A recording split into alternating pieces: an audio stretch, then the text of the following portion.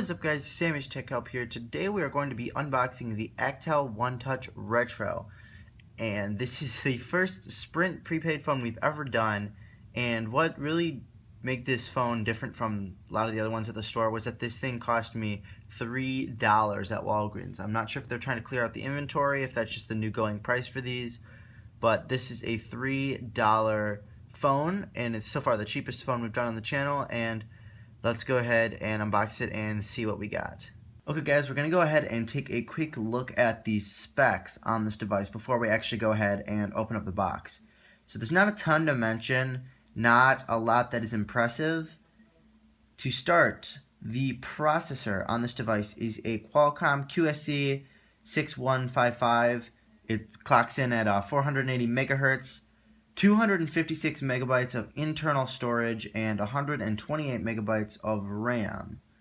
And the interesting thing on this device is that you can actually expand the storage up to 64 gigabytes with a SD card, and that's pretty crazy. Most of these devices you can't really expand much over 16, so 64 is a very good spot. And yeah, let's go ahead and actually unbox it now. Okay guys, so to start, you can just go ahead, flip over the box, and similar to a lot of the higher end smartphones and higher end prepaid phones, there's just a small little tab that we can use.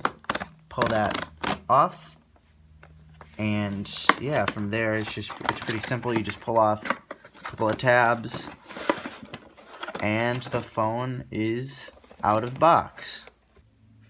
So the next step is to just pull this little tab up here at the top, and top comes right off, and you're left with a super bulky phone, your information pamphlets about how to activate that stuff, a small little bag, which I'm not actually sure. Oh, that's for recycling. You can recycle your old phone to Sprint.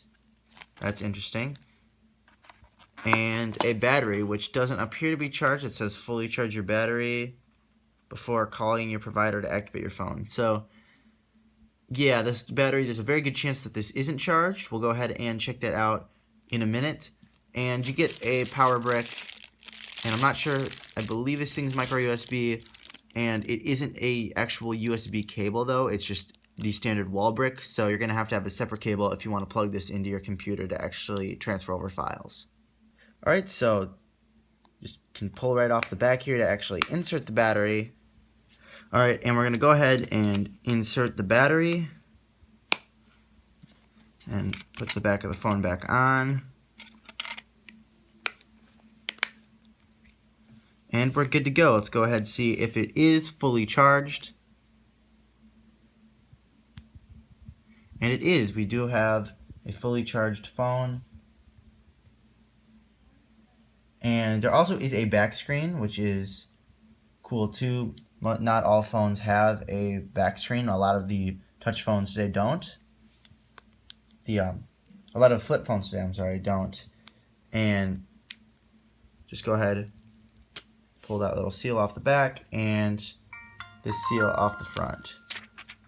And this screen actually looks much nicer than the screen on the Alcatel One Touch A206G. And that's really interesting. So it's actually trying to connect here. We're just going to go ahead and cancel that. And let's see what this phone can actually do. So to start, to go ahead and actually access all the menus and all the items, you want to just press that middle button right there. And you can either see it as a grid or as a list. Kind of just more customizable to the actual user. There is a camera on the back. It's a 2 megapixel camera. And let's see if we can actually look at the photos here. Go to camera. And you can actually use the camera to take photos and stuff. I'm obviously not going to do that because the quality would be pretty bad. However, this actually does look significantly sharper than the Alcatel One Touch A206G. We'll definitely have to do a camera test and a full comparison on the two devices. But yeah, this so far is seeming like a much better phone for much cheaper.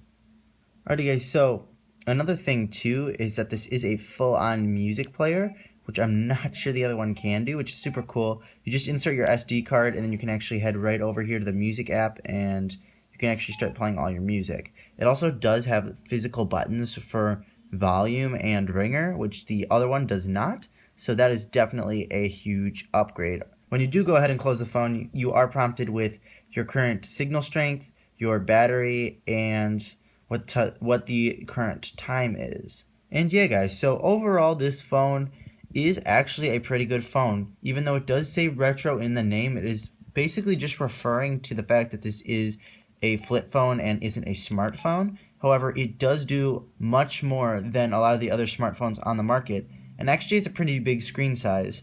So if you are into watching videos, looking at photos, taking photos, that screen real estate will definitely help you. So thank you guys so much for watching. If you enjoyed this video, please leave a like, but most importantly, guys, have a great day.